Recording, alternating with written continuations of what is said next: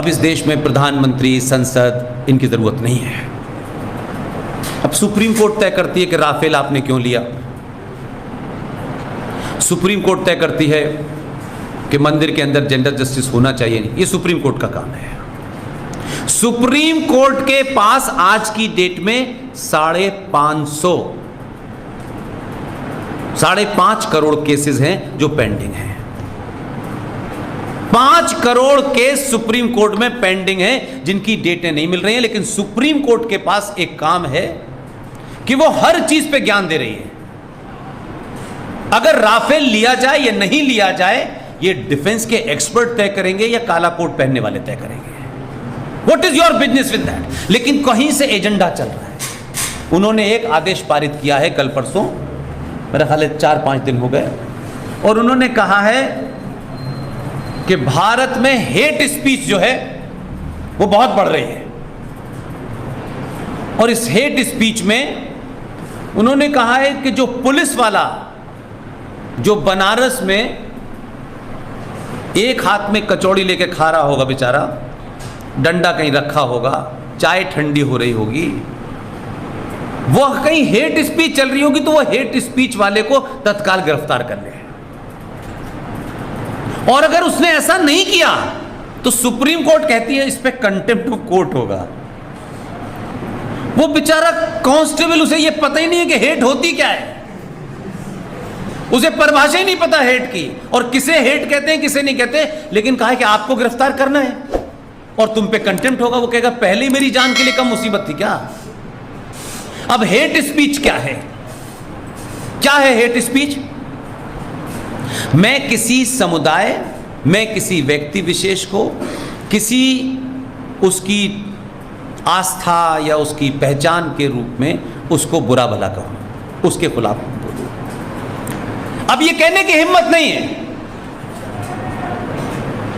इस देश में नहीं, पूरी दुनिया में 1400 साल से एक हेट स्पीच चल रही है।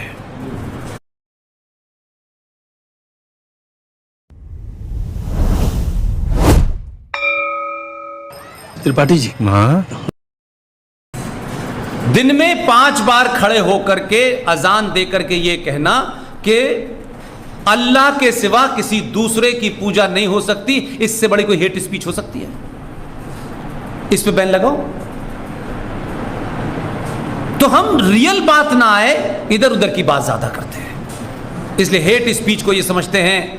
तो सबसे बड़ी हेट स्पीच तो इस देश के जजों ने की। नुपुर शर्मा उनके पास गई कि मेरे देश भर में जो FIR हैं इसको एक जगह कलेक्ट कर दीजिए ताकि मैं बाहर ना निकलूं, जिहादी मुझे मार सकते हैं। तो सुप्रीम कोर्ट ने फैसला कम दिया, प्रवचन ज्यादा दिए। तुम एरोगेंट हो, तुम्हारी वजह से देश में दंगे हो रहे हैं, तुम्हारी वजह से देश में, तो ये हेट स्पीच कौन दे रहा है? तो कुछ भी चल रहा है, क्योंकि सनातनी हिंदू समाज सिर्फ नौकरी, शाम का खाना, सो जाना, फिर एक दिन मर जाना, एक दूसरे को गाली देते रहना, अपनी निजी पहचान, अपने छोटे छोटे स्वार्थों से ऊपर ही नहीं उठना चाहता। और बहुत सारे ठेकेदार आपको उठने देना नहीं चाहते। जब आपके अंदर जागृति पैदा हो रही है तो कुछ लोगों को लगता है अरे ये ठेका तो हमारे पास था, लेकिन हमने 70 साल तक तो दुकान चलाई अपनी, अब ये ठेका कोई और ना ले ले। तो वो कह रहे हैं हर मस्जिद में शिवलिंग क्यों ढूंढना है? जिसे इनको ठेका दिया था क्या हमने? हर मस्जिद नहीं, हर गली में हमें शिवलिंग ढूंढना है, क्योंकि वो हमारी आस्था का मामला है और उसको तुमने तोड़ा है। हमको इसलिए नहीं ढूंढना है कि हमें किसी से बदला लेना है, लेकिन अगर मैं अपने इतिहास की उन भूलों को, उनको, हमने ये नहीं कहा बदला लेना है, हमने कहा जहां जहां मस्जिद में शिवलिंग गड़ा है वो हमें निकाल के बताना है कि ये शिवलिंग पहले आया था, मस्जिद 1400 साल बाद आई थी। जब तक आप उस रूट को ठीक नहीं करेंगे और पूरा समाज कुंठित रहेगा, इंफिनिटी कॉम्प्लेक्स में रहेगा, आप कोई दुनिया में कोई अच्छा काम नहीं कर सकते। आपके अंदर वो भाव ही नहीं पैदा होगा, आप हमेशा मायूस की तरीके से जिंदगी जिएंगे। यार क्लास जाना है, वहां जाना है, वहां जाना है, यहां नहीं बोल पा रहे, वहां गाली पड़ गई, वहां आप किसी चीज के लिए लड़ना नहीं चाहते। लड़ने का मतलब ये नहीं है आप बंदूक लेके लड़े, आप अपने मुंह से अपनी बात भी कहना नहीं चाहते, क्योंकि आपको लगता है आरिफ भाई बुरा मान जाएंगे। आपको दुनिया की चिंता है, दुनिया को आपकी चिंता नहीं है। इसलिए 2022 के भारत में 29 राज्यों में से आज हिंदू की जनसंख्या सेंसस के हिसाब से, क्योंकि हर 10 साल बाद सेंसस होता है, इस साल का सेंसस रुका हुआ है, अभी बड़ा पेच है उसमें। 11 का सेंसस कहता है कि 9 राज्यों में आप माइनॉरिटी में हैं, और ज्ञान देने वाले ऐसे ऐसे लोग मिल जाते हैं। इससे क्या फर्क पड़ जाएगा? माइनॉरिटी में तो क्या फर्क पड़ जाएगा? जो 47 फिर हुआ क्यों था? क्योंकि 47 के बारे में जिस इंसान ने सच बोला, उसके सरनेम के कारण कुछ लोगों ने उसके सत्य को दबा दिया। आज उसी का सत्य जोर से बोल रहा है, बड़े बड़े ठेकेदारों का सत्य नहीं बोल रहा। It was Ambedkar who said in his book Pakistan or partition of India, written by B.R. Ambedkar. उस किताब के पेज नंबर 375 पे लिखा उन्होंने, भारत का विभाजन मजहब के नाम पे हुआ था। जब तक भारत की धरती पे एक भी मुसलमान है, यह विभाजन अधूरा है। यह कहने की हिम्मत अंबेडकर में थी। अंबेडकर ने इस्लाम पे इतना बोला है कि कोई दूसरा नहीं बोल सकता, और नफरत में नहीं बोला है, एक एक शब्द बोला है। और ताज्जुब देखिए, आपकी खामोशी देखिए कि अंबेडकर को वो सर पे उठा के इसलिए चलते हैं कि वहां तक उनका अंबेडकर से एजेंडा पूरा होता है। और जब अब टेलीविजन पे आनंद रंधाजन पूछ लेता है कि अंबेडकर ने तो ये भी लिखा है, तो मौलवी साहब बड़े नाराज होते हैं।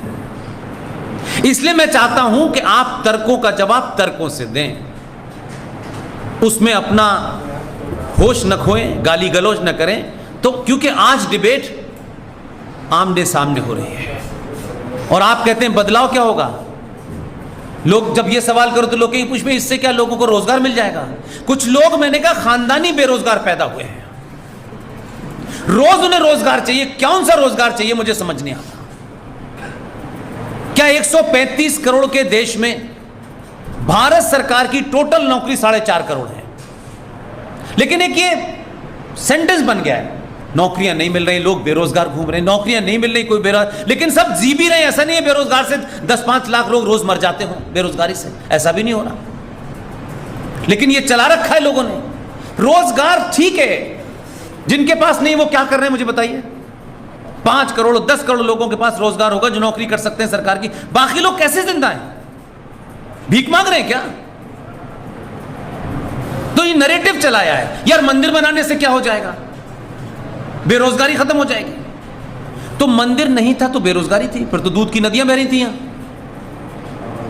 जब तक कोई समाज अपने इतिहास पर, अपनी संस्कृति पर, अपनी पहचान पर, अपनी मान्यताओं, परंपराओं और आस्थाओं पे जब तक उसे प्राउड नहीं होगा, आप कुछ भी दे दीजिए, वो कभी भी तरक्की नहीं कर सकता।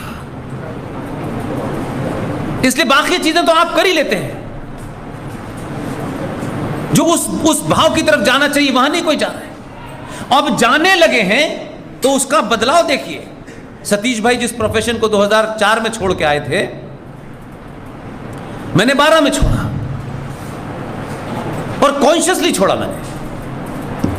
उस दिन से बेरोजगार हूं, 2 रुपए नहीं कमाता मैं, और उसका कैसे कैसे घर में सामना करना पड़ता होगा आपको अंदाजा नहीं है। लेकिन वहां भाषण दूसरे तरीके का देता हूं, ये नहीं देता, क्योंकि वहां मुझे स्थिति नॉर्मल रखनी है। तो साथ में 2 और हैं, वो भी निकाल देंगे बाहर मुझे मिलके। मैं सिर्फ ये कह रहा हूं कि मेरे इस लंबे सफर में, मैं BBC में रहा 3 साल, कोई 20-22 साल नौकरी की, पाकिस्तान के एक टेलीविज़न का इंडिया हेड था, 12 साल मैंने नौकरी की।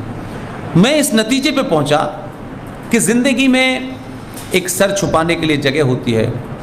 एक सामान्य परिवार की तरह आप दाल से खाएं या सब्ज़ी से खाएं या 5 स्टार में खाएं, खाना ही खाते हैं।